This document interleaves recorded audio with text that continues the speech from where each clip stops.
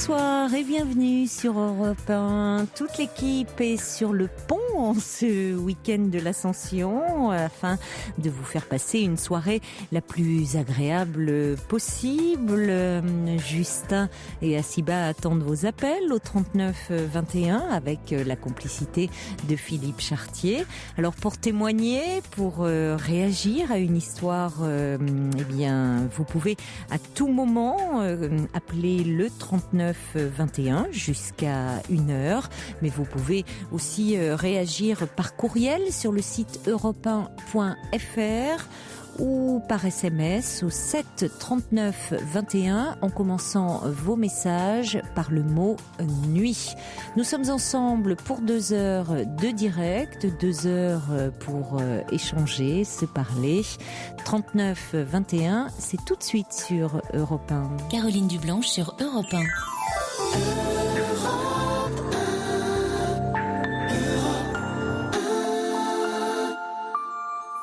Bonsoir Sylvaine. Oui, bonsoir. Moi, j'avais juste un témoignage à faire par rapport à des chiens que j'ai et une chienne qui sort de la SPA et que j'ai recueillie à la maison. Un autre que j'ai été acheté dans un élevage. Et moi, mon message, je voulais faire paraître que surtout les chiens, on ne doit pas les abandonner comme ça. On doit toujours venir, subvenir. Si on n'en veut pas, si on les prend, on les assume. Sinon, on n'en prend pas. C'est vraiment important parce que c'est un chien, c'est comme un humain. Ça se prend pas et ça se projette pas. Et quand vous êtes allé l'adopter à la SPA, il y avait beaucoup de chiens ? C'est pas moi qui l'ai adoptée, cette chienne-là, c'est une amie, mais en effet, il y en avait beaucoup. Et je trouve que c'est très abusé, surtout si c'était une chienne qui avait, c'est pas un petit chien, c'est un gros chien, mais elle a été abandonnée à l'âge de 6 mois. Bon, nous, on l'a recueillie à l'âge de 1 an, donc elle a eu sa chance, et heureusement pour elle, et je pense que s'il y avait d'autres chiens qui avaient la chance comme elle, qu'on puisse la recueillir, c'est très bien. Mais je veux dire, un chien est comme un enfant, c'est pas un jouet. On ne joue pas avec ces choses-là. Quand on a un enfant, on l'adopte, on le prend, on l'accepte. On a un chien, on le prend, on l'accepte. Et c'est pas au bout de 6 mois qu'il faut le remettre à la rue. On est responsable pour toujours de ce que l'on apprivoise, c'est le petit prince. Oui. Mais vous faites bien d'en parler à l'approche de l'été, parce que malheureusement, on a beau dire et redire, on détient un triste record par rapport à l'ensemble des pays européens. La France est, je crois, malheureusement très bien placée en matière d'abandon. Vous avez raison. À l'inverse, on va arriver près de l'été et il va y avoir encore plein d'abandons de chiens parce que c'est bien joli. On fait plaisir à ses enfants, on offre un chiot, et puis après, quand ils voient que c'est trop encombrant, on les abandonne sur la rue, sur la route, sur tout ce qu'on veut. Et c'est très désagréable et c'est pas bien du tout de faire des choses comme ça. Et souvent, dans les refuges, il y a une majorité de grands chiens. Oui, on trouve, puisque j'ai des personnes autour de moi dans mon entourage qui ont voulu adopter plutôt des petits chiens. Ils avaient du mal à trouver et on trouve essentiellement des grands chiens. Alors peut-être que des gens on a adopté un grand chien. Voilà. Peut-être que des gens achètent des grands chiens et ne réalisent pas toujours il y a beaucoup d'avantages, mais les inconvénients que cela peut avoir, parce que pour voyager, c'est vrai que par exemple, si on prend le train, on paie un billet demi-tarif avec un grand chien. C'est vrai que parfois. C'est un tarif complet même. Je croyais que c'était demi-tarif quand même. Ah non, moi j'ai voyagé en TGV avec. À l'époque, j'avais une petite chienne bulldog français. Comme elle faisait plus de 6 kilos, Donc c'est tarif complet. C'est-à-dire qu'il y a le chien qui est dans un sac et là c'est 5 et quelques euros. Et puis c'est demi-tarif, c'est le billet demi-tarif pour un chien. Moi j'avais toujours entendu dire ça. Non. Moi, c'est le prix d'un humain ? Oui. Ah. Oui. Bon, là vous m'apprenez quelque chose parce que je pensais que c'était... Parce que moi c'était un petit chien, c'était un bulldog français, donc bon... Alors, on m'a exigé la muselière parce que bulldog, ça fait peur. Mais si c'est un bulldog français, c'est un petit chien. J'y ai fait 11 kilos. Oui, mais 11 kilos, donc vous payez une part entière et vous avez le droit à la muselière. J'ai essayé de mettre une muselière sur un bulldog français. Oui, alors qu'il n'est pas dans la catégorie des chiens dangereux, hein. Non plus. Il y a un problème, oui. Oui, donc il y a beaucoup d'hôtels qui n'acceptent pas, alors qu'ils peuvent accepter des petits chiens. Enfin bon, il faut le savoir tout ça. Il faut savoir aussi que quand on a un animal, aujourd'hui un chien ou un chat, eh bien c'est comme les humains, l'espérance de vie augmente si on en prend bien soin. Donc on en a pour quelques années. Hein, donc tout ça, il faut l'envisager. Alors quand on les aime, c'est pas un problème, bien au contraire. Mais il y a forcément aussi des contraintes et c'est vrai qu'il faut y penser. Ah oui, non mais ça, bien sûr, il faut que les gens soient bien au courant que quand ils prennent un chien, pour leurs vacances, pour tout ça, il faut bien qu'ils pensent qu'ils ont un chien plus ou moins gros, qu'il faut qu'ils pensent que pour partir en vacances, partout où on va réserver, tout le monde n'accepte pas ces chiens-là. Alors c'est vrai qu'il y a aussi un problème, je dois reconnaître, on ne facilite pas non plus les choses pour les propriétaires de chiens.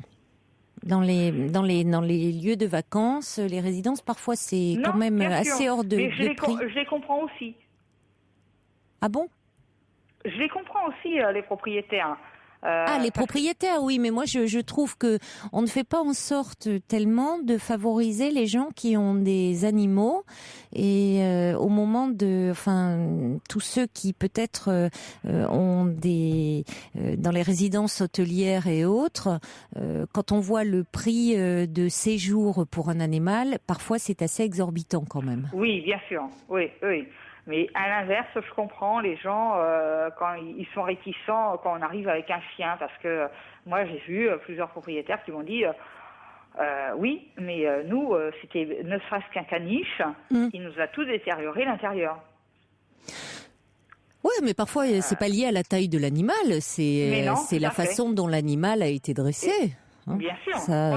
Moi, j'étais venue avec ma petite chienne, bulldog français à l'époque. J'ai dit, vous inquiétez pas, il n'y aura aucun souci. Et en effet, elle n'a rien fait du tout dans la maison. Et puis bon, de toute manière, je la gardais tout le temps avec moi. Donc le peu qu'elle restait dans le logement, il n'y avait pas de souci. Moi, là maintenant, j'ai un grand chien. Je peux le laisser n'importe où.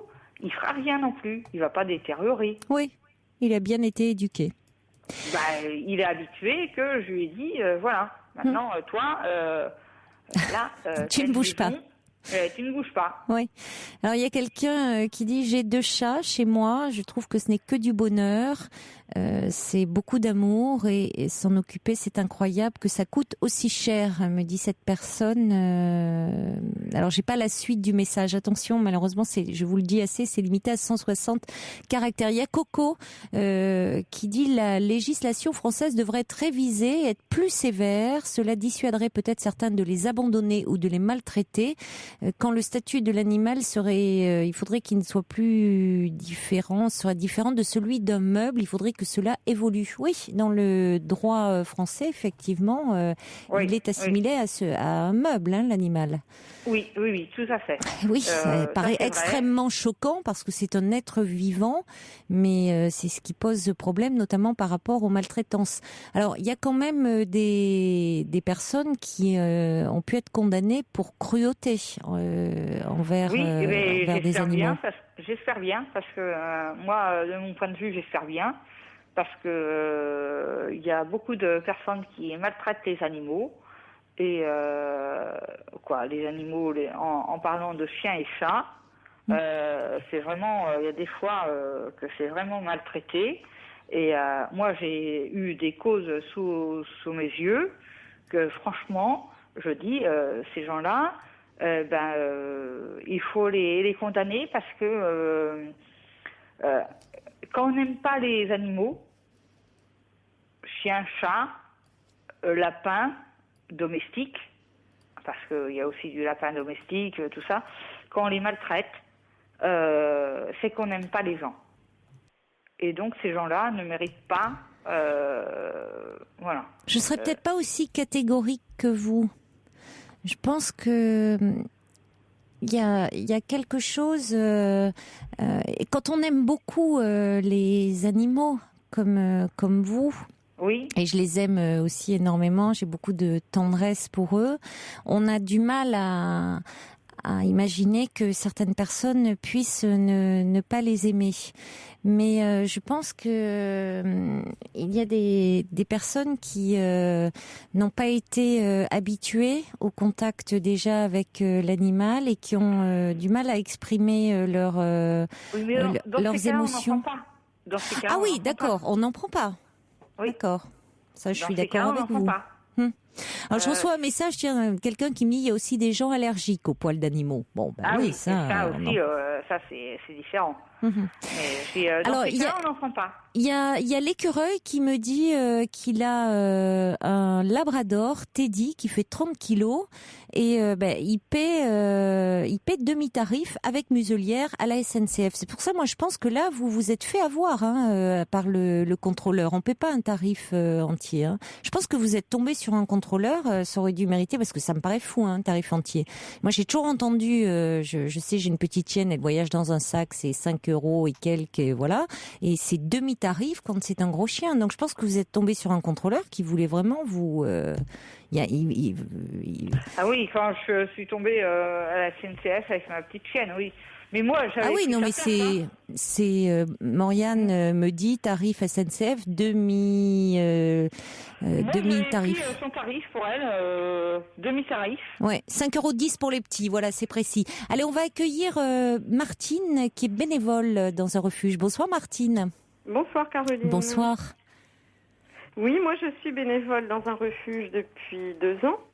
Et ce que je disais à Julien, votre assistant, c'est que je suis de plus en plus étonnée par les sévices qu'on inflige aux animaux. On récupère beaucoup de chiens et de chats, et surtout les chiens, où il y a vraiment des sévices importants. Des pattes cassées, des oreilles coupées, des brûlures de cigarettes. Et ça, moi, j'ai beaucoup de difficultés avec ça. Ça, c'est incroyable. Ça me...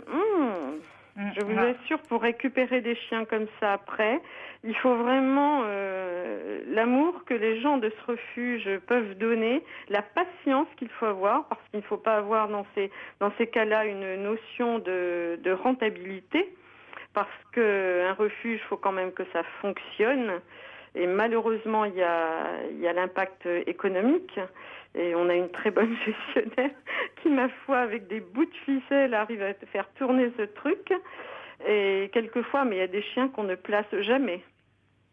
Jamais. Parce que irrécupérable, on ne peut pas donner ça dans une famille, quoi. Mais c'est honteux. Oui, tout à fait. Et beaucoup trop imprévisible. Les chiens, on peut plus. Je ne sais pas si la personne m'entend, mais c'est honteux que des chiens aient des brûlures de cigarettes, des choses comme ça, c'est honteux. Il faut vraiment dénoncer les gens parce que ça, c'est vraiment honteux. Mais vous savez, l'attention, l'amour que l'on a pour les animaux, ça dépend aussi de la façon dont la société dans laquelle on vit les traite, les respecte et prend en compte leurs souffrances. Et la nôtre est vraiment loin du compte, parce que quand on voit déjà qu'elle traite très mal beaucoup de ses membres humains, je pense aux personnes âgées. Par exemple. Exactement, je fais toujours le parallèle. La façon dont elle traite les animaux, c'est un indice du degré de civilisation d'une société. Exactement, c'est tout à fait ça. Il y a une philosophe, je ne sais pas si vous la connaissez, qui est Elisabeth de Fontenay, qui a vraiment écrit des choses remarquables là-dessus.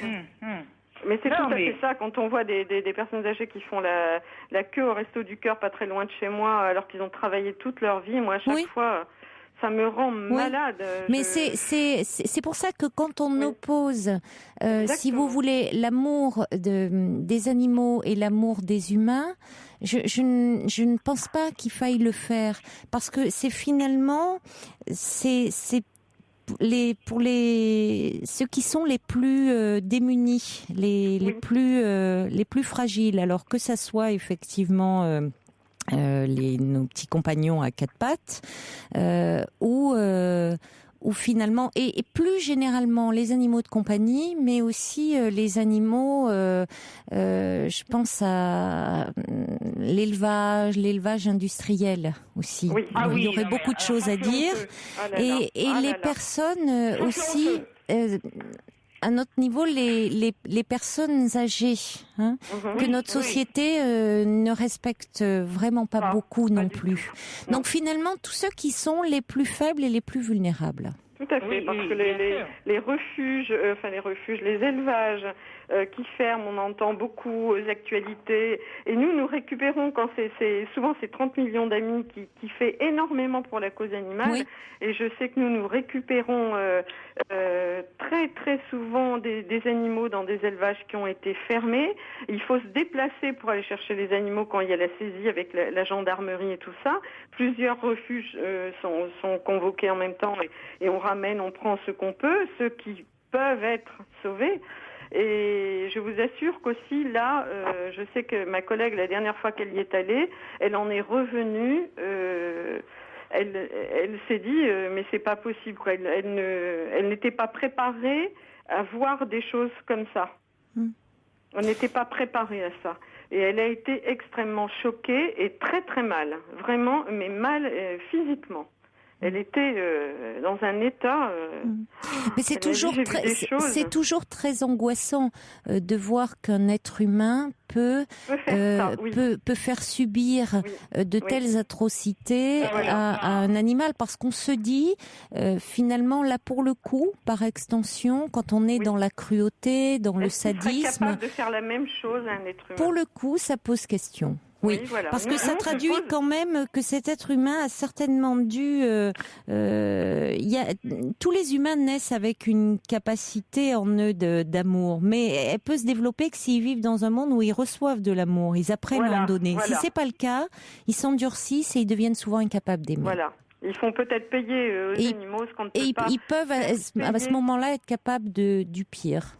Oui, parce que les gens n'ont pas toujours les facultés intellectuelles pour un petit peu poser les choses à plat et c'est la première personne entre guillemets, donc c'est le chien qui est là et voilà quoi, c'est lui qui prend. On se venge un petit peu sur l'animal de ce qu'on n'a pas pu se venger sur les humains, je pense. Alors il y a Nadège qui pose une question là par SMS qui dit est-ce qu'il y a un endroit où l'on peut confier un petit chien au décès d'une personne âgée. Oui, ça c'est un vrai problème aussi. Parfois il y a beaucoup d'abandon à ce moment-là et c'est assez poignant. Oui, voilà, tout à fait, parce que on est toujours étonné que souvent les personnes de la famille n'en veulent et ça, moi, je sais pas, ça me... Et moi, une de mes chiennes qui est décédée il y a 1 an, je l'ai récupérée comme ça. C'était une dame âgée qui est décédée d'un cancer et cette pauvre chienne était restée dans la maison vide, toute seule, avec l'auxiliaire de vie qui en avait pitié, qui venait lui amener à manger. Et voilà. Et la chienne, quand je l'ai eue, elle se planquait dans les placards parce qu'elle était restée 6 mois dans une maison vide et elle était terrorisée. Et elle est décédée au bout d'1 an d'un cancer, mais je l'ai vraiment beaucoup aimée, cette chienne, et elle était adorable. Ben oui, parce que souvent la personne âgée lui procure beaucoup d'affection et de tendresse. Donc c'est d'autant... Elles sont très attachées. Et quand elles sont hospitalisées, j'étais infirmière avant et j'en ai vu beaucoup, elles s'inquiétaient toujours de ce que devenait leur chien ou leur chat. Et ça, c'était terrible. C'est un vrai déchirement et on le voit notamment quand ces personnes âgées sont parfois placées en maison et que leur animal ne peut pas les suivre. Et là aussi, c'est un vrai déchirement. Je me dis qu'il devrait y avoir des aménagements possibles. Oui, et ça c'est une injustice aussi. Oui. On vous fait de la, je sais pas comment ça s'appelle maintenant, où on amène un chien qui passe de personne âgée en personne âgée. Je trouve ça, tout le monde n'est sûrement pas d'accord avec moi, ridicule. Parce que c'est pas ce qu'il faut faire. Je pense que dans une maison de retraite, si les gens viennent avec leurs chiens, d'abord, s'il y a 60 pensionnaires par exemple, il va pas y avoir 60 chiens parce que tout le monde n'a pas un chien. Donc je pense qu'il pourrait y avoir un endroit où on pourrait quand même, mais bon, tout est toujours très compliqué dans ces endroits-là. Et c'est vrai que ça manque énormément les maisons de retraite. Alors évidemment, j'ai un message qui remet en question. Il y a Livia qui me dit Hitler adorait les chiens. Oui, et d'autres effectivement du régime nazi. C'est vrai. Oui. On a ça aussi. Ça n'a rien à Oui, voir. c'est vrai. Il adorait sa chienne berger allemand. On le voit photographié partout avec elle. Comme quoi, on peut être complètement clivé. Hein. Ça, c'est certain. Il y a. Dites-moi, Caroline, le chien que vous avez à placer. Le chien que j'ai à placer, pas moi personnellement. Mais alors c'est Nadège qui envoie. Moi Lily, non, je veux pas la placer. Lily n'écoute pas la radio parce que sinon elle va avoir une crise d'angoisse là. C'est Nadège. Donc si Nadège, vous voulez nous appeler au 39 21 ou envoyer votre numéro de téléphone. C'est Sylvaine ou Martine c'est Martine qui me. Sylvaine, non. Non, c'est pas Martine. C'est Sylvaine qui me pose la question ? Oui, je pense. Oui. Alors. Parce que vous auriez éventuellement une possibilité ? Non, mais je voulais savoir qu'est-ce que c'était comme chien à proposer. Voilà. Mais je n'ai pas plus de renseignements. Mais peut-être que Nadège nous en donnera. Allez, quelques courriels pour conclure. Il y a Sabine qui réagissait au transport, là, le billet de train dans le train ou le TGV. Assurez-vous que les autres passagers au sein de votre voiture ne s'opposent pas à la présence de votre chien. En cas de problème, demandez à un contrôleur de vous aider à trouver une place dans une autre voiture. Les chiens guides d'aveugles bénéficient de la gratuité. Pour un chien de plus de 6 kilos, quand vous voyagez en première ou deuxième classe, le prix est de 50% d'un billet adulte de deuxième classe. Votre chien devra être tenu en laisse et garder une muselière à portée de main. En effet, si un voyageur demande à ce que votre chien soit muselé, vous êtes dans l'obligation de le faire. Ah oui, mais ça, je savais pas. Bon, et puis Jeanne dit, je suis tout à fait d'accord avec vous. Je milite contre les abandons, mais je sens venir les ricanements lorsque Sylvaine a dit qu'un chien c'est comme un enfant, on ne l'abandonne pas. J'ai toujours amené mes chats et chiens dans les gîtes. C'est difficile à trouver. Encore un sujet sur lequel il faut se battre pour faire avancer la cause animale. Tout à fait. J'allais oublier de parler de ça. Mais il faudrait des lois. Attendez, je précise plus précise pour que l'animal ne soit plus considéré comme un objet. Oui, on l'a dit, comme un meuble, mais comme un être vivant. Oui, vous vouliez ajouter ? Oui, parce que justement, dans toutes les locations, souvent mais il faut s'y prendre 6 mois à l'avance parce qu'on ne veut pas de vos chiens. Moi, j'avais résolu le problème, j'allais dans les genres, vous savez, VVF, ce genre de trucs qui acceptaient encore. Et maintenant, ils rénovent tout leur parc et à chaque fois qu'un village ou un truc comme ça est rénové, pof, animaux interdits. Donc maintenant, vous ne pouvez plus l'emmener nulle part. Alors ça devient vraiment problématique. C'est vrai, c'est un problème.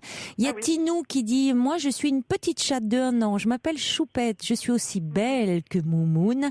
Ma maîtresse m'aime tellement qu'elle ne m'abandonnera pas. Et puis il y a Valérie du Pas-de-Calais qui dit c'est un vrai fléau au moment des départs en vacances, l'abandon des animaux. Il n'y a pas que des chiens. Pour ma part, j'ai recueilli un chat que ces vilains propriétaires ont laissé sur le bas-côté de la route. On devrait punir ou pénaliser ces faits-là. Et puis là, je reçois un message qui dit moi, personne n'est capable de m'apporter l'amour et l'affection que mon chien m'apporte. Je lui dois beaucoup. Et puis Didier dit je vous recommande de lire le poignant ouvrage de Dany Guasniel qui s'intitule Mambo et qui relate l'histoire d'un chien qui a été martyrisé. Je me demande si c'est pas ce petit chien à qui on avait mis le feu. Je crois. Oui, tout à fait. Ah oui, tout à fait. Cette histoire assez épouvantable, ouais. Et puis First Lisa qui dit tiens, on n'a plus de nouvelles de Persane et de Cathy. Et oui, Cathy et Persane qui étaient venues nous voir pour les 10 ans de l'émission. Écoutez, je les embrasse si elles sont à l'écoute. Merci beaucoup Sylvaine d'avoir abordé ce sujet. Malheureusement, ça n'arrêtera peut-être pas les choses, mais c'est quand même toujours important d'en parler. Là, j'ai quelqu'un qui me dit, je voudrais adopter un petit chien qui laisse son numéro de téléphone. Vous savez, aller dans les refuges. Je crois que ça ne manque pas. Vraiment, dans les refuges, ça ne manque pas. Il y a Françoise qui dit, je soutiens la cause des animaux. Clic solidaire sur actu-animaux pour, eh bien, justement, parrainage. Oui, je le fais aussi. Et adoption. Bravo voilà, avec un clic, à vos chaque auditrices. jour, on arrive à sauver des animaux. Voilà, donc clic solidaire sur actu-animaux. Voilà, là vous avez parrainage et adoption. Merci Sylvaine et Martine. Bonsoir Caroline. Bonsoir. Bonne soirée, au revoir. Un petit courriel de Nicolas qui dit pour les hôtels, le tarif élevé pour les animaux est souvent dissuasif pour éviter des dégâts potentiels dans les chambres qui peuvent, pour pas grand-chose, engendrer des travaux importants. En général, les chiens d'aveugles sont acceptés et les autres chiens sont soit refusés, soit facturés assez cher. Michel me dit quid des huîtres ou autres que nous mangeons vivants et des homards que nous ébouillantons. Aimer les animaux ne signifie pas aimer les gens. Michel me dit Hitler adorait les chats. Je pense que c'était plutôt les chiens, hein, on en a parlé. Et puis Didier me dit oui, Mambo, c'est bien ce chien qui avait été en 2010 brûlé vif. Georges, allez, un peu d'humour après ce sujet difficile, me dit, vous savez, moi, que ma chienne Sandy me parle et même me vous voit. Ben oui, je lui dis, c'est qui ton maître? Elle me fait wouh, wouh, wouh. Voilà. Mais oui, votre majesté, même votre petite chienne vous aime et vous admire. Bonsoir, Denise. Caroline Dublanche. Oui, bonsoir. Écoutez, j'ai écouté l'émission sur les animaux, là. Et je reviens sur les 50 ans d'SOS Amitié dont vous avez parlé hier. Je voulais saluer toutes les bénévoles, toute l'équipe de bénévoles. Bénévoles, effectivement, et qui travaillent, qui écoutent 24 heures sur 24, oui. 7 jours sur 7, donc jour et nuit, hein. C'est une écoute active et non directive, mais je fais de l'écoute pendant... Alors vous avez été, vous connaissez bien puisque vous avez été bénévole. Hein. J'ai été bénévole pendant 17 ans. Hein. Je dois dire que pour moi, c'était un enrichissement continuel, avec beaucoup d'émotions, bien sûr, une formation au départ, une formation continue ensuite, et que, ma foi, j'en ai tiré un bénéfice inestimable, une ouverture d'esprit, une compréhension des gens, ce qui m'a permis d'évoluer dans d'autres domaines par la suite. Je dois dire qu'il ne faut pas attendre de cette écoute une reconnaissance immédiate des gens. Hein. C'est bien restrictif puisque toute la partie difficile que vivent les gens dans tous les domaines apparaît.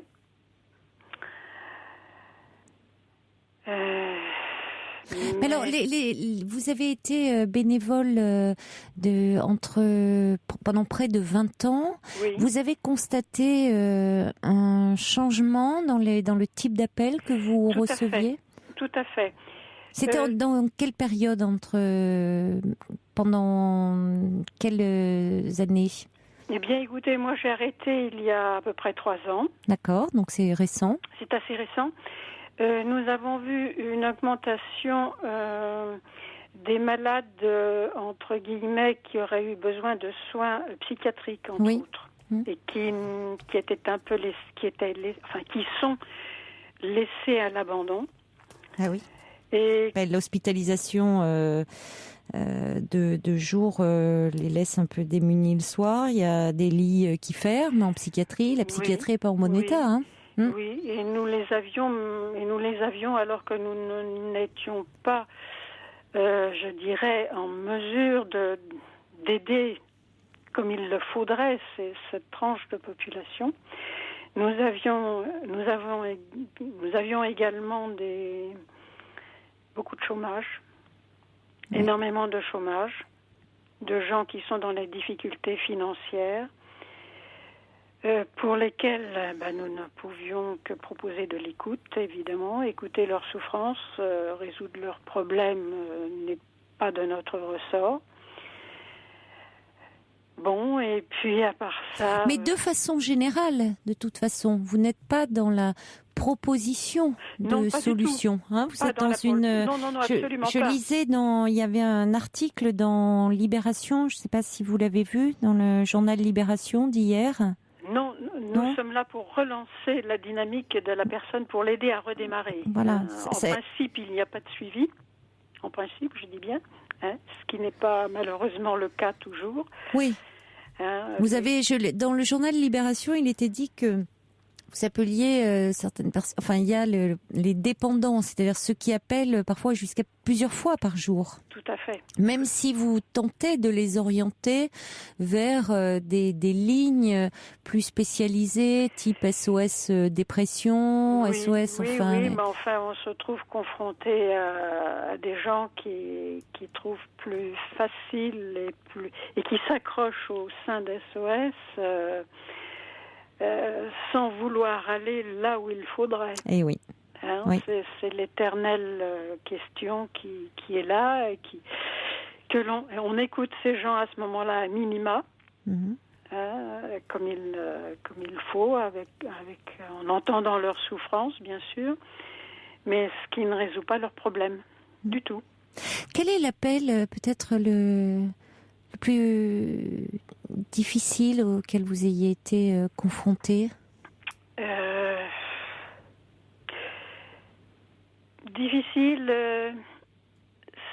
ce sont les grandes souffrances de gens qui n'ont pas été reconnus par leurs parents, qui n'ont pas été aimés par leurs parents dans leur petite enfance et qui ont continué leur vie d'une façon plus ou moins chaotique et qui, arrivés à 60 ans passés, sont encore avec des résurgences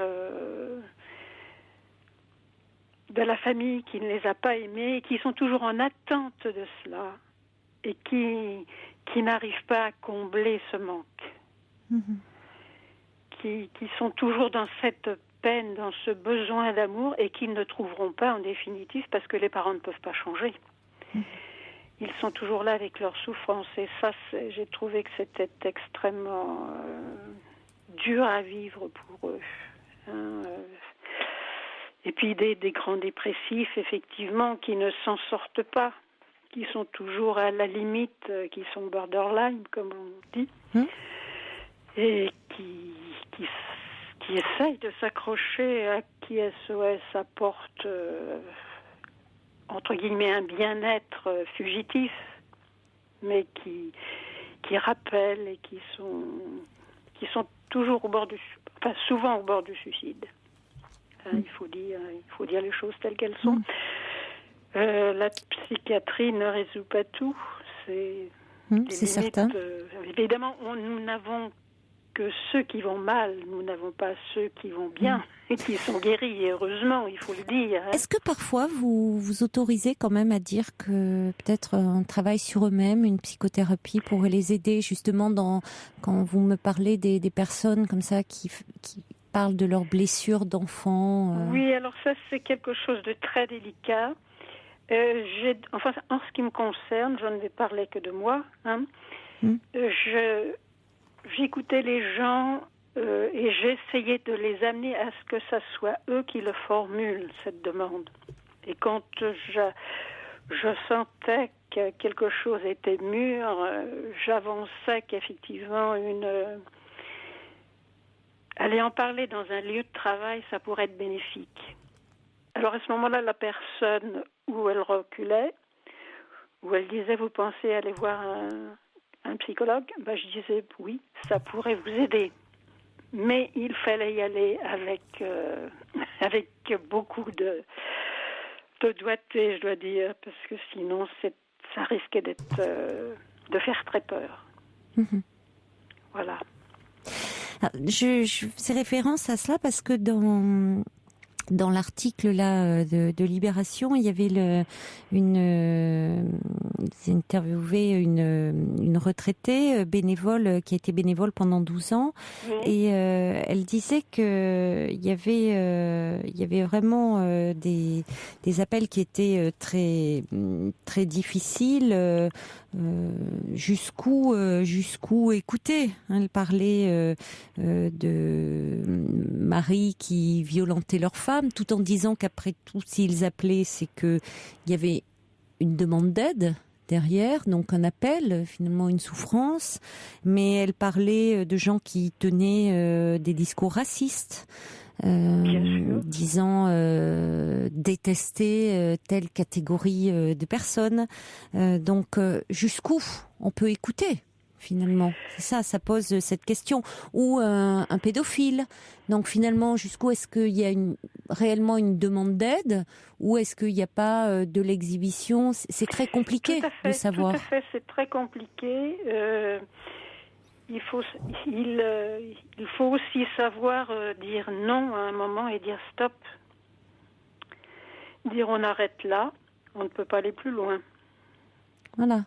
Ce sont des choses qui s'apprennent avec de la formation continue, avec des psychanalystes.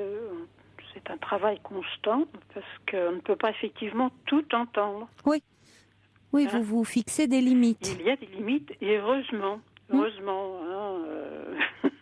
Sinon, il y a des déviances qui vont parfois très loin. Oui, ça ne me surprend pas, bien sûr. Très loin. Oui. Bien sûr. Voilà. Et quel est l'appel peut-être le plus surprenant? Là, on parlait d'appels difficiles, puisqu'il y a beaucoup de souffrance, mais peut-être un peu farfelu, un peu celui qui vous a peut-être un peu amusé. Eh bien, je vous dirais, c'est un homme qui téléphonait du sud de la France, Marseille ou Nice, peu importe, qui avait connu une jeune fille, qui l'avait aimée. Et puis, du jour au lendemain, elle n'a plus voulu de cette relation, elle, alors que lui était amoureux. Oui. Il a fait une tentative de suicide. Il s'est même plus ou moins suicidé sur son paillasson. Ce qui n'a pas trop ébranlé la jeune fille, et elle n'a pas donné suite. Lui, il s'est remis. Il a vécu sa vie, et il s'est trouvé, il s'est marié, il a fondé une famille, il a eu des enfants, et il s'est trouvé à être en relation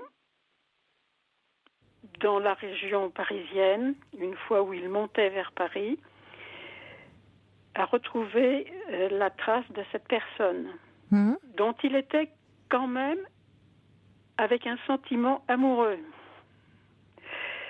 Et il était prêt à faire la démarche de repartir et de la rencontrer pour essayer de rattraper ce qu'il estimait avoir raté.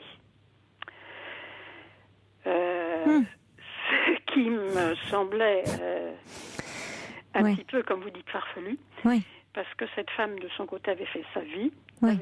Si dans un premier temps, elle n'avait pas donné suite à son mal-être à l'époque, elle n'était certainement pas prête à le rencontrer et à renouer avec lui. Mais lui, je le sentais et je présumais qu'il aurait été prêt à lâcher beaucoup de choses pour essayer de reconquérir cette femme. Visiblement, oui, tout à son obsession, il ne voyait même pas que c'était complètement peine perdue. Oui. Et qu'il allait le faire fuir. Évidemment, je ne pouvais pas dire crûment ce que je pensais, mais essayer de l'amener à voir que les choses avaient évolué pour cette femme, que j'ai essayé de faire ce que j'ai pu à l'époque. Oui, c'est compliqué. Sans trop le bousculer, oui. sans trop lui donner d'espoir non plus. Oui, ça peut prendre du temps, dites-moi. Oui, mais ça se fait. Les appels peuvent durer 10 minutes, 20 minutes, 1 heure, mais avec une limite. Oui, vous n'allez pas au-delà d'1 heure ? En ce qui me concerne, non. Je n'allais pas au-delà d'1 heure, non. Parce que j'estimais qu'au-delà d'1 heure, il fallait passer ailleurs. Hein? Oui, je crois. Oui, effectivement, déjà dans en consultation avec un thérapeute, c'est 1 demi-heure, 1 heure, c'est vraiment parfois ça peut être très exceptionnel. Donc 1 heure, même pour vous, sortez de là épuisé. Donc, après, il faut penser aussi à vous. Un thé ou un café. Oui, ça je comprends, bien sûr. C'est important de ne pas se laisser trop absorber, c'est évident. Voilà. Il y a Coco qui dit « Ce sont des gens formidables. J'ai téléphoné 2 fois pour ma part. J'avais besoin d'une écoute que j'ai trouvée. Chapeau à eux. » Et puis il y a Kojak qui dit oui, ça nous rappelle des souvenirs, c'est Thérèse des années 2000. Je vous ferai goûter les doubichouk roulés sous les aisselles. Chapeau à tous les bénévoles en général. Et oui, on a tous en tête effectivement ce film culte, cette pièce de théâtre aussi, Le Père Noël est une ordure. Oui. Je pense même vous devez en plaisanter au sein de Détresse Amitié, appuyez sur le bouton. Oui, il y a de l'humour quand même. SOS Amitié. Heureusement, sinon on ne tient pas. Oui. C'est indispensable même. Oui, il le faut. Il le faut. J'en profite pour dire que si des candidatures se faisaient, elles sont toujours les bienvenues. Ça, certainement. Mais écoutez, je vais donner le site. Donc c'est sos-amitié.com. sos-amitié.com ou .org, on me dit. Les deux sont valables.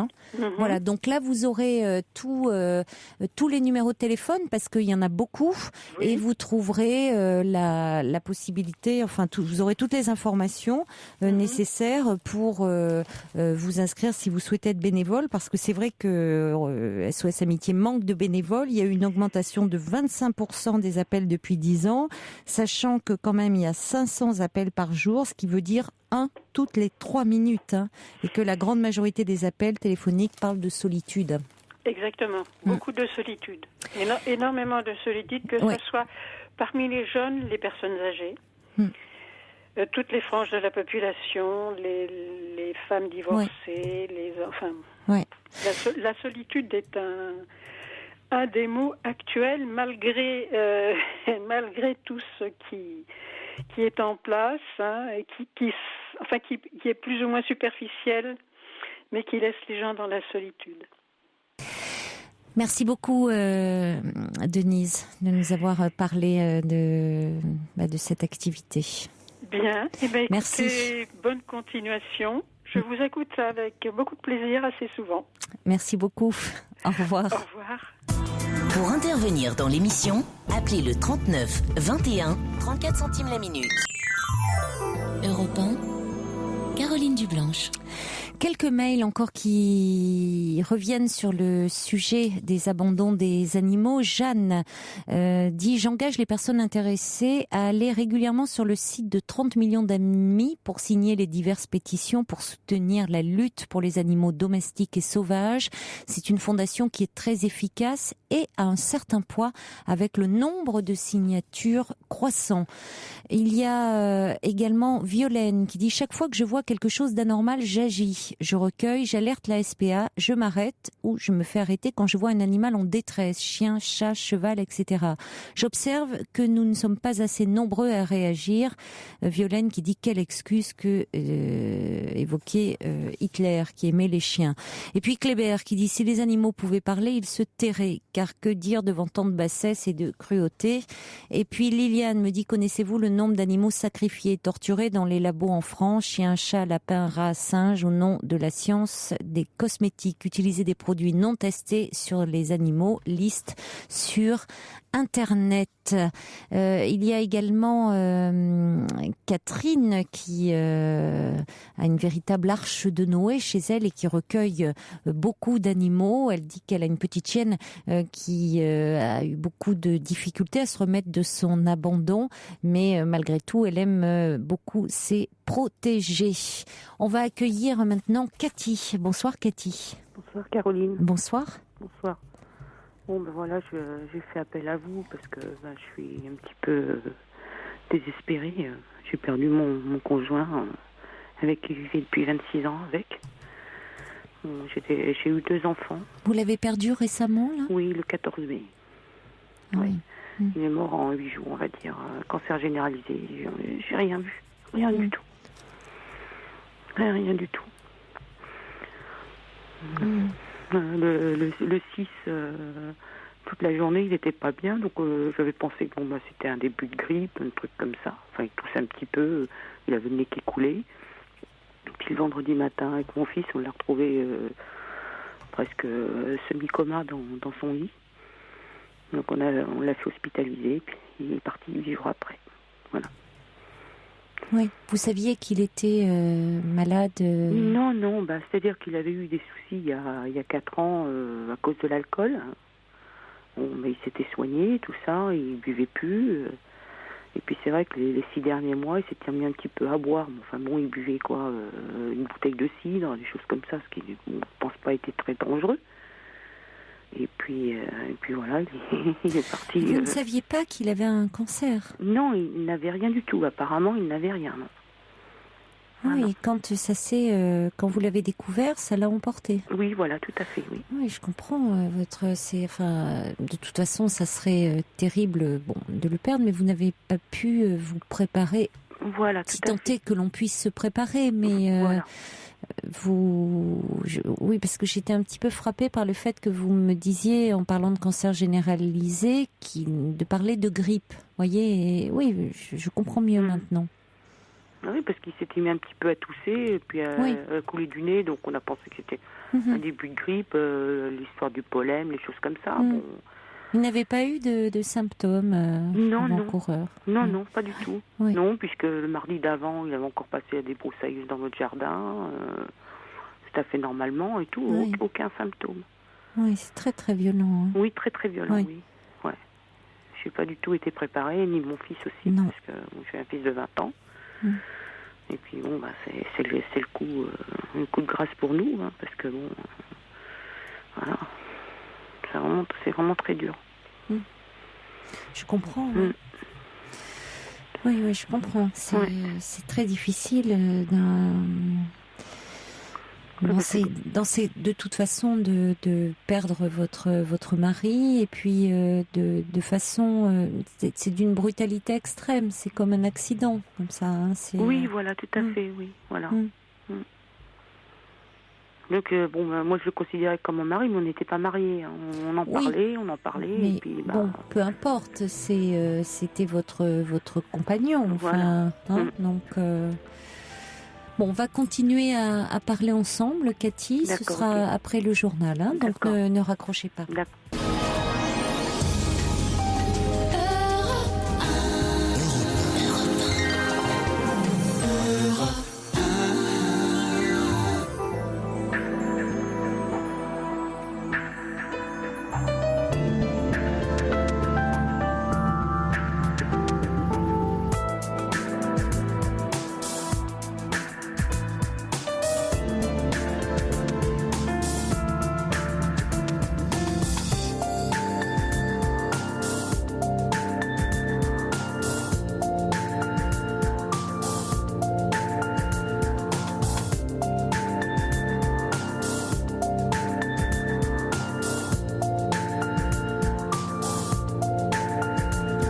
La nuit continue sur Europe 1, toujours en direct, bien entendu, avec vos témoignages au 39 21.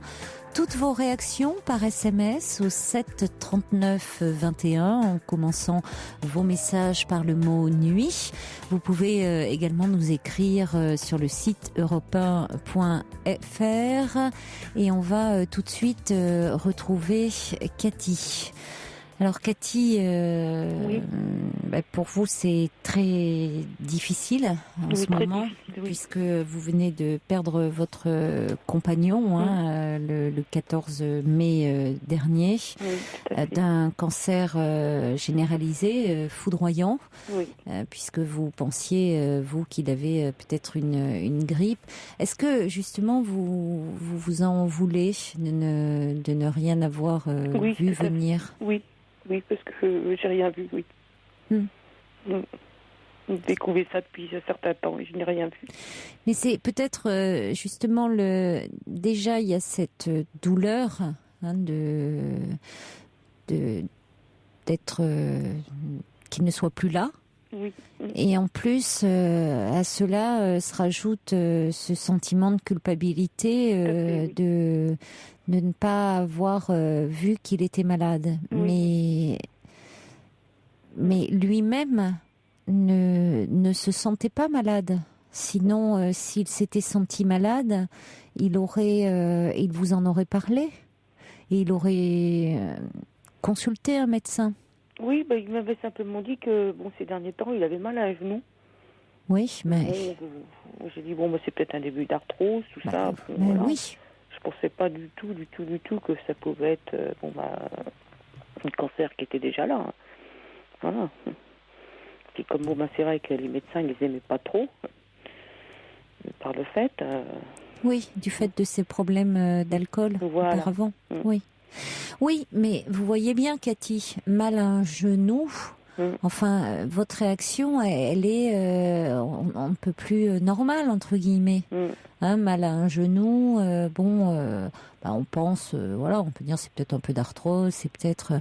comment? Parce qu'on pensait, imaginez, mal à un genou, dire c'est un cancer et un cancer généralisé, à moins d'être totalement hypocondriaque. Tout à fait, oui. Donc... personne à votre place n'aurait pu voir venir cela. Il y a des cancers qui sont complètement asymptomatiques, où il n'y a pas de symptômes. Ça peut exister. D'accord. Et combien même d'ailleurs vous auriez vu peut-être ou lui aurait repéré, ça n'aurait pas pu empêcher le mal de progresser. Il y a heureusement de plus en plus de cancers que l'on sait soigner, prendre en charge. Et puis, il y a encore certaines formes, certains types de cancers sur lesquels la médecine s'avère impuissante. Tout à fait, oui. Ouais. Donc vous avez, j'ai envie de vous dire, suffisamment à faire avec votre douleur, avec ce deuil, sans en plus vous sentir coupable. Mais je me sens un peu coupable quand même. Je me sens coupable parce que je me dis que j'aurais dû le voir et puis peut-être que on aurait eu le temps de faire ce qu'il fallait, voilà. Même s'il aurait été trop tard, au moins peut-être que j'aurais pu être plus préparée, voilà. Alors que là, il est parti en 8 jours. Il est hospitalisé le 7, le 14, il est mort. Ah mais j'avoue que ce côté foudroyant est épouvantable. Hein. C'est sûr que évidemment, c'est un côté sidérant pour vous. Hein. Vous étiez dans quelque chose d'assez banal, et puis on vous annonce que c'est un cancer généralisé. Ouais, voilà, on l'a annoncé le jeudi, et puis il est parti le samedi matin. Voilà. Oui. Donc on l'a veillé toute la nuit, enfin la journée du vendredi, de 1h, de 13h jusqu'à 10h le samedi matin, et il est parti. Voilà. On a des souffrances atroces, parce qu'il était dans le coma, c'est sûr. Mais par moments, on avait l'impression qu'il faisait des crises des convulsions, des choses comme ça. Mais oui, mais il faudrait peut-être en parler. Je sais bien qu'en même temps, c'est pas de l'ordre du rationnel. J'allais dire peut-être en parler, reparler avec un médecin, alors qui vous explique un peu les choses. Peut-être que quand même ça peut vous aider, mais en même temps, ce sentiment de culpabilité, il il n'est pas rationnel. Et quand vous dites se préparer, vous savez, on se prépare, on croit se préparer, mais on se prépare jamais vraiment à la perte d'un être cher. Oui, je sais. Moi, en 87, j'ai perdu mon père d'un cancer. Mais bon, il avait un cancer depuis 1984. Donc, bon, je savais que malheureusement, bon, il allait partir un jour. Donc, je le savais. Vous voyez ? Bon, en 89, j'ai perdu mon premier fils. 9 mois et 12 jours. Après, en 95, mon mari, il a perdu sa mère. Un cancer aussi.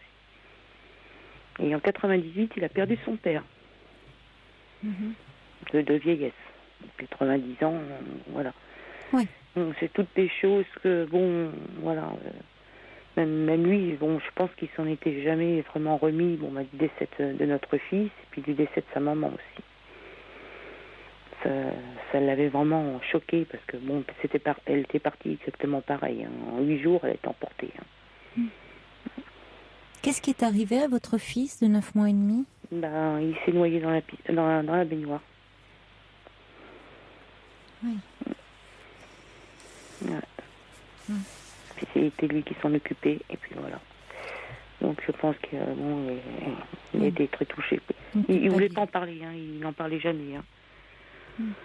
Mais c'est une culpabilité qui a dû le ronger. Oui, voilà, tout à fait, oui. Oui.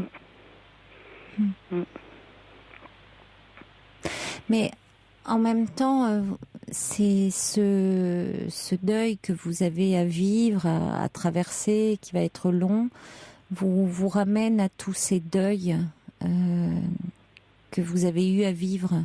Alors, certains ont, c'était des personnes qui avaient pu vivre leur vie pleinement, hein, cette personne de 90 ans. Alors, ce qui ne veut pas dire, après tout dépend de l'attachement, le lien qu'on a construit, ça ne veut pas dire que le chagrin, que la peine est moins grande, parce que un deuil, l'idée de dire à quelqu'un, écoute, oui, bon, la personne a 80 ans ou 90 ans, c'est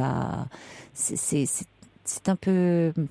C'est pas une réaction adaptée parce que tout dépend. Parfois, c'est une partie de l'enfance aussi qui s'en va. Si cette personne parfois nous a élevés ou bon, donc ça ne calme, ça n'apaise pas la peine. Oui, c'est vrai. Mais c'est vrai que perdre un enfant, cet enfant qui est à l'orée de sa vie, et dans ces circonstances-là accidentelles où finalement il y a eu un défaut de surveillance, votre compagnon a dû être écrasé sous le poids de la culpabilité. Hein, vous dites, il s'en est, semble-t-il, jamais remis. Bon, et pour vous, c'est évidemment épouvantable. En même temps, votre couple a survécu à cette terrible épreuve, ce qui veut dire qu'il y avait quand même beaucoup d'amour entre vous deux. Oui. Bon, mais ça vous ramène à tous ces deuils. Hein. C'est vrai. Tout à fait. Il va vous falloir du temps. Vous donner le temps aussi de traverser cela. Ouais. Et votre fils, comment réagit-il ? Il est mal aussi. Hein. Oui. Des fois, il a des colères, enfin, des choses comme ça. Il comprend pas. Il est en colère ? Oui, il est en colère, oui. Oui. Ouais, parce que... Comment ça s'exprime, sa colère ? Il est en colère contre qui ? Contre quoi contre les balais, et les brouettes, enfin, des choses comme ça. Enfin, voilà. Il me casse tous mes balais en ce moment. Il s'exprime comme ça. D'accord. Ça pique des crises. Voilà, ouais. Oui. Il n'arrive pas à la mettre en mots encore. Oui, voilà. Je pense peut-être il le met, mais avec plus ses copains. Parce que bon, il est entouré comme pas mal d'amis et tout qui le soutiennent. Oui. C'est pour ça. C'est important. L'autre fois, j'avais appelé parce que bon, moi j'étais encore toute seule à la maison, puis j'arrêtais pas de pleurer. Parce que bon, chaque endroit où je passe, n'importe, j'ai l'impression qu'il est là. J'ai comme l'impression que même il n'est pas parti encore. Oui, mais ça c'est dans l'ordre des choses. Hein. C'est trop récent. Il est avec vous encore. Sa présence et il faut du temps pour intégrer la disparition comme ça de la personne que l'on vient de perdre. Hein. Il y a des temps comme ça dans le deuil. Hein. Est-ce que vous êtes entouré, vous? Pas vraiment. Moi, j'ai 2 amis, mais bon, il y en a une qui habite assez loin, une qui habite un peu plus près, mais bon, qui a pas mal de problèmes aussi. Donc, bon, encore là, hier soir, j'ai passé la nuit avec elle. Voilà, bon, ce matin, on avait voulu aller à une brocante.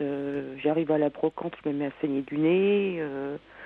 Les pompiers qui sont venus, ils voulaient m'emmener à l'hôpital. J'ai dit non, ça va aller, tout ça. Bon, j'étais bien. Donc, je me suis mis à saigner du nez sans raison, alors que ça faisait au moins 35 ans que je n'avais pas saigné. Donc je pense que c'était le choc. Et puis bon, moi j'avais de la tension aussi. Donc ils ont pensé que bon, c'était aussi le choc du décès de mon mari qui le connaissait en plus. Voilà. Il connaissait très bien. Vous êtes surveillée par votre médecin pour ces poussées de tension là? C'est-à-dire que c'est là exceptionnellement aujourd'hui que j'avais de la tension. Parce que d'habitude... j'ai 12,8, 13,8 et là j'étais quand même montée à 17,5. Oui. Voilà. Oui, donc c'est ce qui a déclenché ce saignement. Oui, je pense, je pense que... Mais demain, bon, de toute façon, je vais prendre rendez-vous avec lui, puis je vais voir avec lui. Il va être déjà de savoir si j'en ai encore demain, et puis voilà. Mais bon... Mais je me dis que pour moi, c'est pas grave. Ce qui est plus grave, c'est lui qui est parti, et puis voilà. Oui, enfin, il faut que vous pensiez à vous, que vous preniez soin de vous. Oui, oui. Hein, parce que c'est pas pour autant que vous devez vous négliger, vous, maintenant. Hein, il faut que vous preniez soin de vous. Donc, alors peut-être que vous manquez d'un entourage, d'un soutien comme ça, chaleureux, affectueux autour de vous. Oui, voilà. Que vous vous sentez un peu seul et isolé. Oui, voilà, c'est ça, oui. C'est ça qui vous manque en ce moment. Puis bon, je peux pas non plus aller tout le temps chez les gens. Je suis pas ce genre-là. Moi, j'aime bien sortir, c'est vrai. Bon, je vais à des lotos, des choses comme ça. Je sors beaucoup, en semaine. J'aime bien aller me promener. Mais bon, là, c'est vrai qu'en ce moment, j'ai pas le moral. Mais c'est normal. Voilà. Comment pourriez-vous avoir le moral en ce moment? Vous voyez, vous pouvez pas non plus. Vous venez de perdre votre mari là il y a quelques semaines. Ben oui, ouais. Il y a 3 semaines. Comment voulez-vous vous me diriez que vous auriez un moral d'enfer. Vous êtes dans un abîme de tristesse, oui. Oui, voilà, tout à fait. Et puis, elle ne va pas s'évaporer comme ça, cette tristesse. Non. Non, je pense que ça va mettre du temps. Ouais. Oui, il faut l'accepter. J'ai des messages qui arrivent pour vous là par SMS qui Lali qui dit: je vous souhaite beaucoup de courage à vous, à votre fils, et qui est de tout cœur avec vous. Mylène qui vous embrasse très fort. Le subversif qui dit: vous savez, de toute façon, même si vous aviez vu venir quelque chose, la soudaineté de l'événement crée en vous une incrédulité qui résiste à la douleur, et vous souffrez d'autant plus. C'est une culpabilité qui est aussi à la mesure de votre impuissance, qu'il va vous falloir admettre avec le temps pour ne plus en souffrir. Et ça, il dit que c'est un chemin que vous entamez à peine, qui sera long, et il faut le laisser vous traverser pour finalement que cette douleur peu s'atténue. Mais bon, vous n'en êtes qu'au tout début, donc voilà, c'est vrai qu'il faut accepter de se laisser traverser par toutes ces émotions. Hein. Et puis, il y a Dalton qui dit: beaucoup de courage, je pense à vous et à votre fils. Dalton qui a aussi perdu sa belle-sœur au mois de septembre, en 3 semaines, d'un cancer généralisé. Il dit la douleur est toujours là.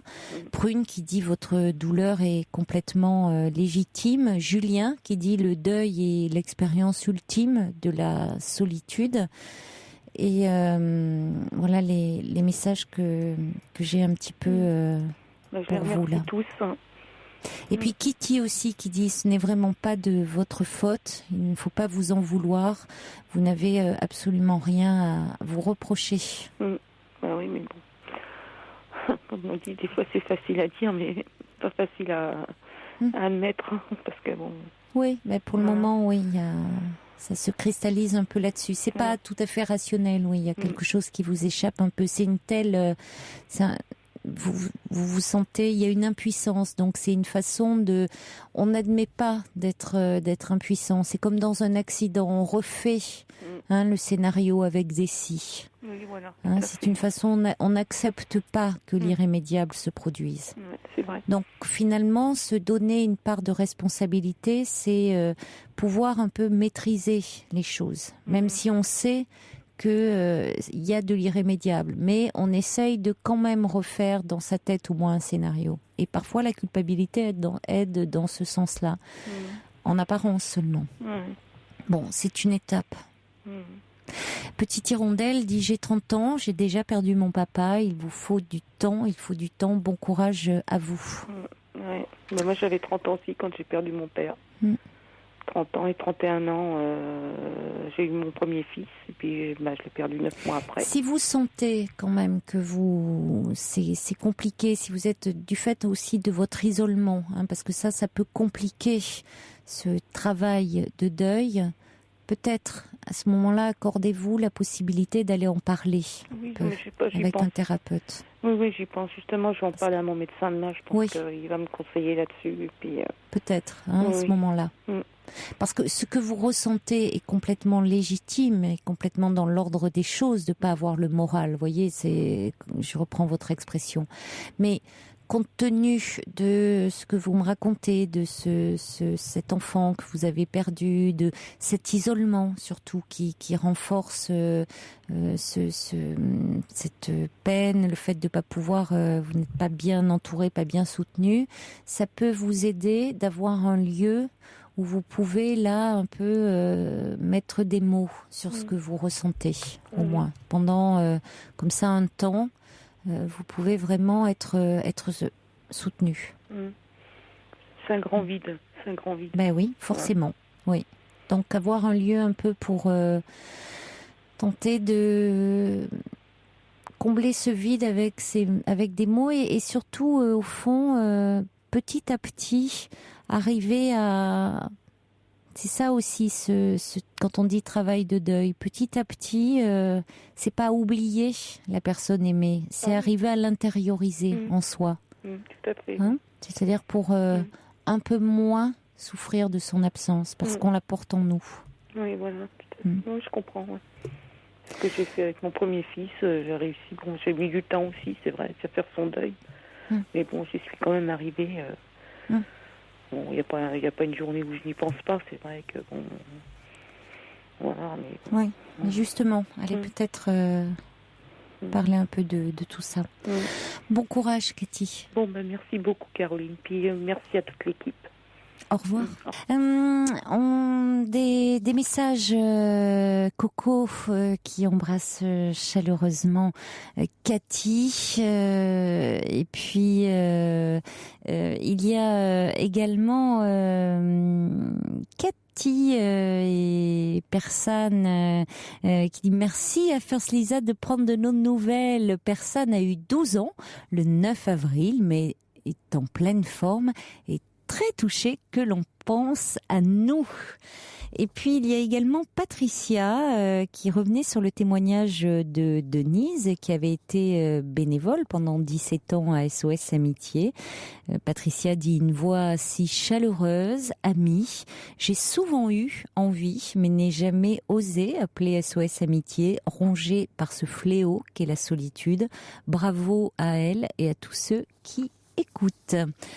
On va accueillir maintenant Khadija. Bonsoir. Bonsoir Caroline. Bonsoir Khadija. Merci de m'accueillir sur votre émission. Vous êtes la bienvenue. Merci. Donc je vous ai connu il y a à peine 3 mois. Je flânais sur les ondes et votre voix m'a hypnotisée. À ce point-là. Ah oui, sincèrement, ça m'a interpellée. Et merci de mettre des mots sur nos mots. Parce que on est tous des profils différents, mais ça reste que de l'humain. Et aujourd'hui, l'humain, il passe à côté de beaucoup de choses, à côté de la technologie et tout ça. On a besoin de vous. Et donc, je voulais apporter mon témoignage. Oui. Donc, j'ai 33 ans. Oui. Et je suis d'origine maghrébine, née en France. Et à l'âge de 17 ans, j'ai été mariée. Et donc, je tiens à préciser que c'était pas un mariage forcé, mais je devais choisir mon conjoint selon des critères. Et pourquoi 17 ans? Parce que 17 ans, c'est l'âge des premiers amours. Oui. Donc, toute la famille fait focus sur nous. Et quels étaient ces critères? C'est-à-dire que je suis marocaine. Oui. Donc, il fallait qu'il soit marocain, ça aurait été mieux. C'était préférable. Après, on peut s'étendre au Maghreb. Et donc, pas du tout de français ou autre. Et voilà, donc déjà, c'était un gros critère. Déjà, ça nous mettait beaucoup de bâtons dans les roues. Mais c'est difficile, oui, parce que vous êtes né en France. Je suis née en France, j'ai été à l'école de la République, j'ai fait toutes mes classes comme tout le monde. Donc, comme je dis souvent, on est dans un milieu où parfois on peut devenir schizo parce que à la maison, on suit une culture et une tradition. Oui. À l'extérieur, on devient fille de la République. Et donc, faut toujours jouer entre ces deux rôles, quoi. On est deux personnages, au fait. Oui. Et on devient caméléon. Donc, lorsque j'ai eu mes 17 ans, un jeune homme a frappé à la porte de chez mes parents. Il m'avait remarqué. Et moi, j'avais mes envies aussi d'avoir un petit copain et tout, d'avoir un ami. Donc, étant donné qu'il était grand, blond, yeux verts, marocain, mais il me faisait rappeler un profil européen, j'ai dit oui. Donc, tout ça pour fuir la maison, toute cette surveillance. Pourquoi il fallait fuir, oui, la maison? C'est-à-dire, c'était école, maison, maison, école, pas de sortie. Dès qu'on arrivait, les tâches ménagères, on était 3 filles, 3 garçons. À savoir que mes 2 grandes sœurs se sont mariées à 17 ans, donc elles étaient déjà parties. Et moi, j'étais seule avec mes 3 frères. Et ma mère travaillait, faisait les 3-8 à l'usine, suite au décès de mon papa quand j'avais 11 ans. Ah oui. Elle était seule à élever 6 enfants. Oui, au fait, ma mère s'est retrouvée veuve à 32 ans, avec 6 enfants, de 16 à 5 ans. Oui. Mon père avait 42 ans. Et du jour où que mon père est décédé, ma mère a pris le travail à l'usine à sa place. Et puis les 3-8, c'est le plus dur. Hein. Voilà, donc c'était moi qui avais la charge de mes frères et tout ça. Donc quelque part, j'avais une place, une belle place parce que j'avais toute la maison en charge et tout, donc ça me donnait des responsabilités et tout ça. Oui, une belle place et en même temps, une lourde responsabilité. C'est-à-dire, vous deviez tenir le rôle de parent, être le modèle. Je sais pas si c'est une si belle place que ça. Voilà, mais au fait, c'était dans le seul rôle qu'on me donnait de l'importance ou qu'on me voyait. Oui, alors valorisant par certains côtés, mais trop lourd par d'autres. C'est plus tard que j'ai vu que j'avais sacrifié tout ça, quoi. C'est plus tard. C'est bien plus tard, et en même temps, on aide notre maman, quoi. On fait ce qu'on peut. Oui. Tout le monde doit s'aider. Je sais pas. Je me suis pas posé la question sur le coup. Et j'ai une sœur qui a 1 an de plus que moi et qui, elle, a toujours refusé les tâches ménagères et tout ça en disant non, je vous ferai pas de moi une paysanne. Moi, c'est l'école, c'est l'école, c'est l'école. Et donc, jusqu'à aujourd'hui, elle a réussi, elle est docteur en sociologie. Donc, elle a fait de très belles études. Très, très belles études. Elle a très bien réussi sa vie. Et moi, entre l'école et la maison, je jonglais. J'ai pas eu sa force à elle. Elle avait une super force. Elle était plus protégée, votre sœur. Parce qu'elle n'avait pas ce rôle où vous étiez vraiment en première ligne à devoir tout endosser, à seconder complètement votre mère. Exactement. Elle a remplacé même symboliquement, et pas que symboliquement d'ailleurs. Quand elle n'était pas là, elle n'était pas souvent là, c'était vous qui vous occupiez de vos frères et sœurs. Et de la maison. De la maison, des cours, je faisais tout. Depuis que j'ai 11 ans, j'ai tout fait. Ah oui. Depuis que j'ai l'âge de 11 ans, j'ai vraiment tout fait. Et ma sœur, elle travaillait. On faisait même des échanges. Elle me prêtait ses habits si je faisais ses tâches ménagères. Et elle, pendant ce temps-là, elle étudiait. Mais elle a eu tous ses diplômes du premier coup, toujours tête de classe. Et c'était ça. Ma mère lui disait, OK, tu veux pas faire ce qu'on t'a dit, mais s'il n'y a pas de diplôme au bout, voilà quoi. Ça va mal se passer, on va dire. Et donc, moi, j'en pouvais plus de cette vie. J'étais au lycée, on me reconnaissait en tant que bonne élève, j'étais souriante, j'étais toujours le moteur du groupe et tout ça. Et puis j'arrivais à la maison, c'était un peu, je vais pas dire Cendrillon, le cliché, mais voilà quoi, j'avais un autre poste, on va dire. Enfin, voilà. Et à 17 ans, donc ça a frappé à ma porte et j'ai dit oui. Et comme je le dis aujourd'hui, à 17 ans, je me suis suicidée. Excusez-moi pour les auditeurs qui ont vraiment connu le suicide, enfin, ou une personne, mais pour moi, oui. Quand j'ai dit oui, je me suis carrément oubliée, je me suis jetée dans je ne sais pas quoi. Mais je voulais tout sauf ne plus vivre ce que je vivais. Et donc, je me suis mariée. Et depuis le premier jour, je savais dans quoi je mettais les pieds, mais je ne pouvais plus reculer. Étant donné que chez nous, on fait des super grands mariages somptueux et très très chers. Et la nuit de noces, j'aurais dû dire stop. Et j'ai pas pu parce que je culpabilisais par rapport à l'investissement du mariage, quoi. Oui. Et le poids qu'on avait mis sur mes épaules, vu qu'on m'avait bien préparée à être une bonne maman, une bonne épouse. Je savais tout faire. Et je voulais pas décevoir la famille. Et surtout pas mes frères. Parce que l'honneur était en jeu, quoi. Et donc... l'honneur de la famille, oui. Oui, l'honneur de la famille, parce que maman était toute seule à nous avoir élevés. Elle nous a toutes mariées, etc. Donc c'était une fierté qu'elle avait réussi, quoi. Et la nuit de noces, le mariage s'est très bien passé, tout ça, tout bien, 300 invités, tout ça. Et puis, lorsqu'on est rentré, vous savez, quand on rentre avec sa robe de mariée chez soi, moi, il m'a fait asseoir sur un fauteuil, il m'a dit bon, bah maintenant, on rigole plus, maintenant, tu marches tout droit, quoi. Et j'avais pas compris. Je me suis pris une claque et j'ai pas réalisé sur le coup. Il n'y a pas eu de nuit de noces. Vu que chez nous, la fille doit être vierge. Moi, on m'a pas touché, rien du tout. Donc, j'étais complètement perdue. Je savais pas quoi faire. Je ne comprends pas parce que justement, la nuit de noces, vous dites qu'il n'y a pas eu de nuit de noces. Pourquoi ? Parce qu'il pensait que vous n'étiez pas vierge ? Non, pas du tout. C'est que, au fait, c'est là que j'ai découvert le personnage, quoi. Quand au début, il est venu me demander en mariage et tout ça, c'était tout beau, tout rose. Et la nuit de noces, je sais pas ce qui s'est passé. Oui, là, il s'est révélé sous un autre jour, brutal. Voilà, et c'est ce que je voulais vous dire, c'est ce jour-là, le lendemain, j'aurais dû rentrer chez ma mère et dire non, je ne veux plus, quoi.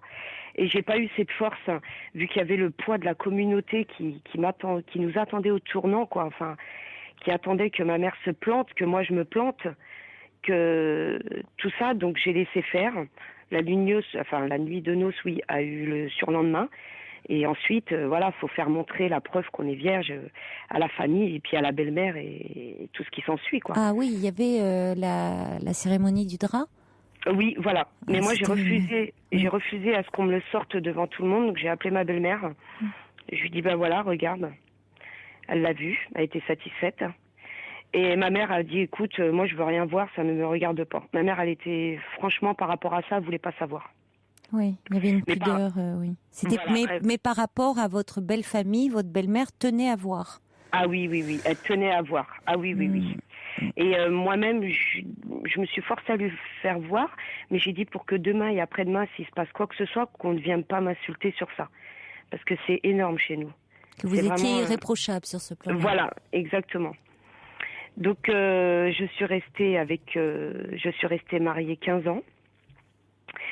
J'ai eu 4 enfants. Et 15 ans de cauchemar, 15 ans de violence conjugale, de violence affective, de violence financière, administrative. Au fait, j'étais à Alcatraz.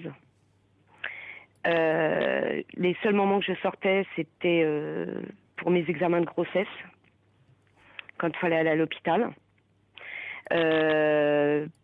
pour les fêtes scolaires en fin d'année. Je n'avais pas le droit de sortir, je n'avais pas le droit d'aller voir ma famille comme ça. Je sortais que sous sa protection ou la protection de ses frères. Et on m'a toujours dit, mais pourquoi t'as fait 4 enfants? La première, je l'ai voulu. Comme toute jeune maman, je voulais mon bébé. J'ai eu ma fille. Elle avait 6 mois, je suis tombée enceinte, je ne le savais pas. Je l'ai appris qu'à 4 mois de grossesse. Donc là, ça a monté dans le cran de la violence, parce que lui ne voulait pas. Comme quoi je l'avais trahi, alors que non, je l'ai su qu'à 4 mois de grossesse. J'allaitais ma fille. Je suis partie au médecin parce que je pensais que j'avais une gastro. Elle m'a dit, écoutez madame, vous êtes enceinte de 4 mois, c'est un petit garçon. Je suis rentrée à la maison, je lui ai dit, il m'a dit, tu te démerdes, j'en veux pas. Je l'ai gardé. Et ensuite, 4 ans après, je suis retombée enceinte, celle-ci, je la voulais. C'est pour quelqu'un qui se disait religieux, vous dire, alors que vous étiez enceinte de 4 mois, tu te démerdes, j'en veux pas. Il était en totale contradiction. Hein. Il était en totale contradiction. Et au fait, toutes ces grossesses, j'en ai eu 4. Et je les ai gardées parce qu'au fait, je me soignais à travers mes enfants. Et c'était à chaque fois que je suis tombée enceinte, c'est quand j'en pouvais plus, quand j'allais faire une bêtise, quoi. Oui. Et vous compensiez finalement à travers eux. C'était la seule façon pour vous d'exister. Exactement. Ils m'ont sauvée. Mes 4 enfants, à chaque fois, m'ont sauvée. Et pourquoi l'entourage n'a jamais rien vu, c'est que j'aurais pu être comédienne, parce que d'extérieur, quand on me voyait sortir, personne n'aurait pu croire ce que je vivais. Parce que j'avais ma dignité à moi. Je m'habillais avec les vêtements que j'avais, parce que c'est ma mère et mes sœurs qui m'habillaient. Je me maquillais tout le temps, enfin j'étais tout le temps coquette et tout quand je sortais. En même temps, il y avait de quoi, vu que j'avais une sortie une fois par mois, j'avais de quoi me préparer. Et lui, il a un très bon travail jusqu'à l'heure d'aujourd'hui. Il a monté très bien les échelons de sa hiérarchie. Et d'extérieur, c'est un homme hyper sociable, hyper gentil, hyper généreux, hyper tout ce que vous voulez, hyper familier. Et dès qu'il rentrait à la maison, c'était un autre. Et même quand il était avec moi d'extérieur, il me flattait devant les gens, il me faisait des louanges. Et une fois à la maison, c'était terminé, quoi. Mais c'était vraiment une fois que la porte était fermée, le masque qui tombait, c'était violent.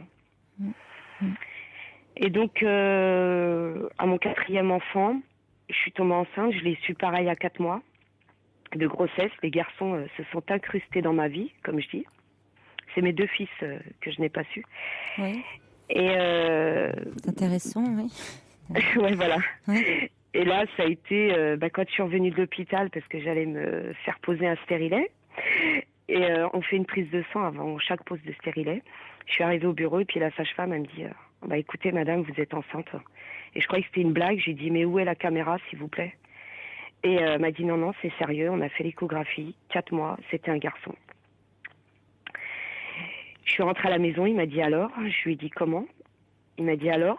Il n'y avait pas de mots, il y avait juste des alors. Je lui ai dit non. Il m'a dit pourquoi? Et je lui ai dit parce que je pouvais pas le dire, j'avais tellement peur.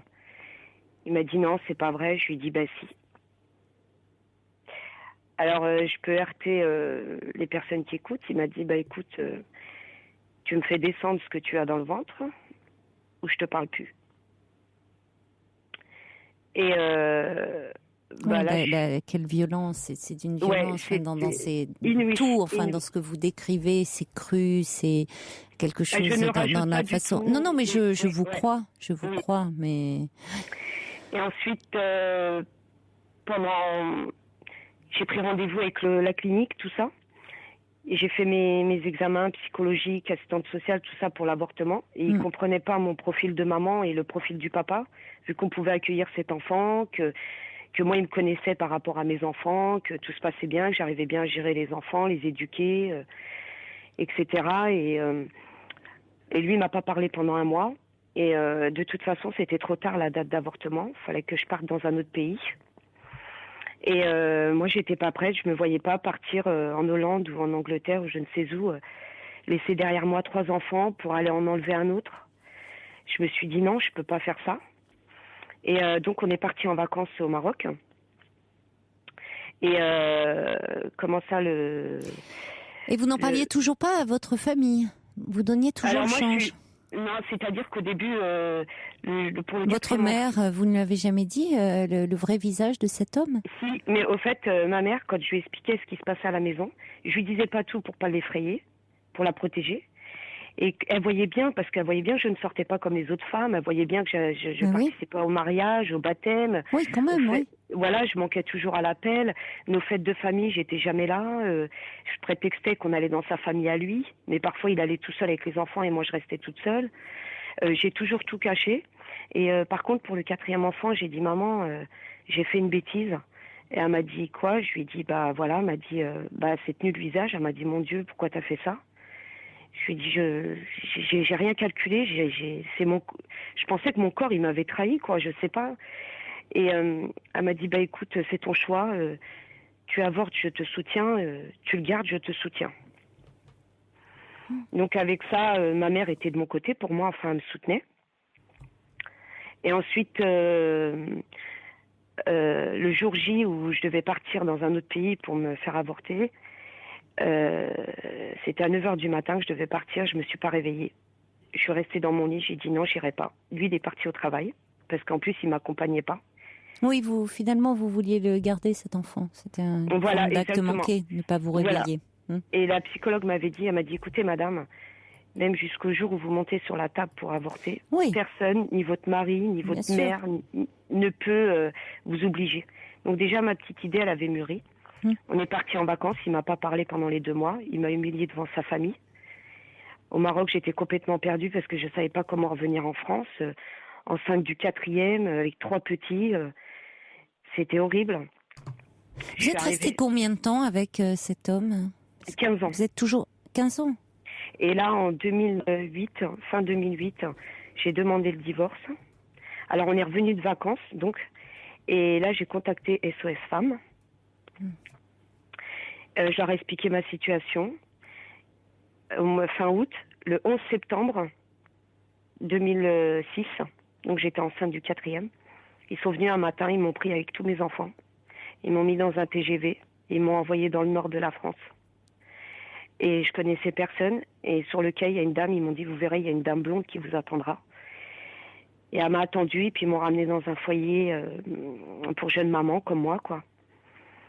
Et lui, le papa n'était pas au courant, il est rentré du travail, il a paniqué, il a appelé toute la famille, il a harcelé tout le monde. Je veux ma femme, je veux mes enfants, il pleurait, etc. Et moi, je prévenais ma mère, je lui ai dit, maman, un jour, si tu me vois plus, ne t'inquiète pas, je serai en sécurité, mais surtout, ne me cherchez pas. Et donc, ma mère, elle a su que c'était ce jour-là que j'étais partie. Je suis restée 3 mois dans le Nord, j'ai pas supporté parce que j'avais plus mes repères. Déjà que j'en avais pas où j'habite. Et j'ai eu peur. Et je suis revenue fin 2006. Et donc, j'ai accouché de mon fils en février 2007. Du 4e. Et il était là. Donc, je suis retournée avec le papa de mon fils. Parce que c'était où je retourne chez moi et j'essaye un nouveau départ. Vous êtes revenue vers lui? Je suis revenue vers lui parce qu'en fait, j'ai craqué. Et ensuite, où j'étais partie dans le Nord, j'arrivais pas à m'insérer, j'arrivais pas à retrouver des repères. Et aujourd'hui, vous êtes toujours avec lui? Non, je ne suis plus avec lui. Et donc, j'ai attendu que mon fils marche. Et dès que mon fils a fait ses premiers pas, fin 2007, j'ai appelé un avocat de SOS Femmes. J'ai lancé ma procédure. En novembre, il a reçu le papier de demande de divorce. Je vous explique pas ma peur. Parce que, à savoir, je n'avais jamais eu la clé de la boîte aux lettres ni la clé de la maison. Ouais. Pour pas que je puisse rentrer et sortir comme je veux. Il a reçu la lettre et à ma grande surprise, il a lu le courrier, il a ramassé toutes ses affaires et il a quitté le domicile. À la lecture du courrier? À la lecture du courrier. Il l'a lu, il était dans le salon. Je pensais qu'il allait me sauter dessus ou je ne sais pas ce qu'il allait faire. J'avais le bébé dans mes mains, les 3 petits autour de moi, et parce que je les prenais comme bouclier. Et il est parti. Et je me suis retrouvée face à moi, face à une liberté qui s'ouvrait face à moi. Je ne savais pas quoi en faire. Oui, vous deviez, et oui. C'était cette sensation, je l'oublierai jamais. Un peu vertigineux. Et le vertige total. Et en fait, pendant 15 ans, j'ai eu des violences physiques, administratives, tout ça, des menaces, des coups, des humiliations. Et rien qu'à l'effet d'une lettre, il il s'est incliné, quoi. Je sais pas comment vous dire. Je pensais qu'il allait plus se battre, quoi, ou que j'allais livrer un second combat, je sais pas. Non, il est parti. Il est parti. Oui. Oui, Et, comme si là, la ce qui a pu justice... se passer dans sa tête, cette lettre, c'est pas n'importe quelle lettre, c'est quand même la loi par le biais d'un avocat. Et vous étiez devenu, vous n'étiez plus sa chose. Voilà, Cela dit, tous les hommes violents ne réagissent pas comme ça. Hein. Voilà, malheureusement, lui... certains, même quand il y a procès, même après procès, continuent leur harcèlement. Et voilà. donc, bon. Mais et ce que je tenais à dire aussi, c'est que pendant ces 15 ans, je subissais.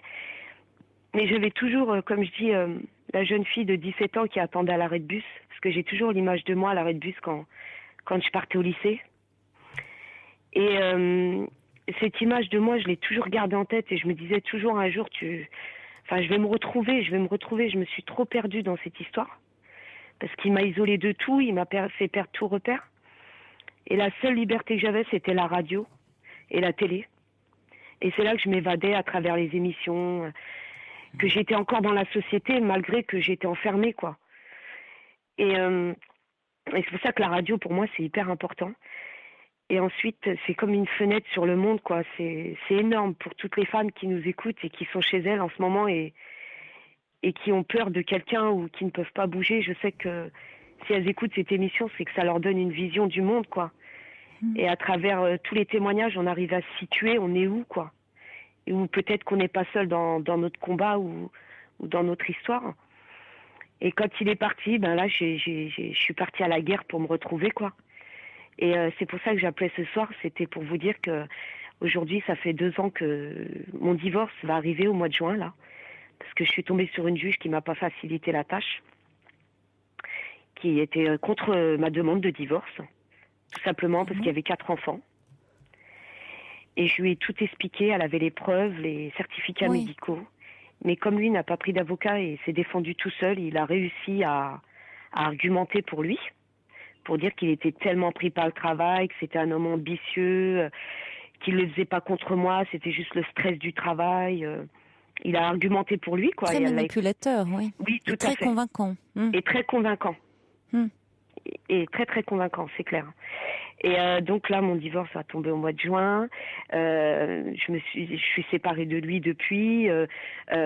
Il prend ses enfants un week-end sur 2, la moitié des vacances scolaires. Il s'occupe d'eux comme incroyablement bien, alors que pendant ces 15 ans, il s'est jamais occupé de ses enfants. Et là, c'est super bien parce qu'il retrouve son rôle de papa avec eux. Bon, c'est une bonne chose. Pour ça, c'est positif par rapport à mes enfants parce que aussi ma décision de le quitter, j'avais 4 enfants entre les mains, moi. Il fallait pas que je fasse n'importe quoi, il fallait que je suis capable. Et j'ai repris une formation.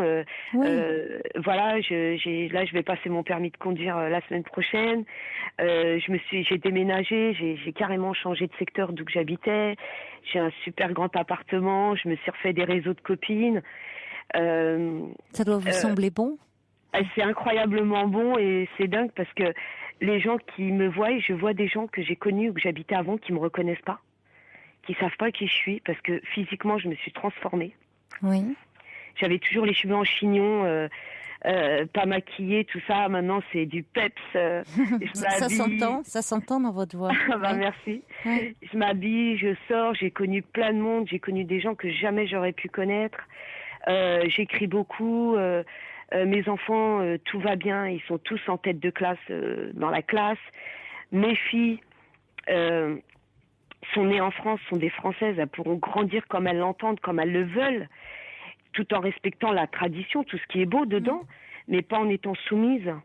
Mes fils, pareil, je leur apprends la femme, c'est quoi, je leur apprends... Et oui, c'est ça, hein, le respect des femmes, et là aussi, ne pas en faire des hommes qui oppriment les femmes. Voilà. C'est important, là aussi. Exactement.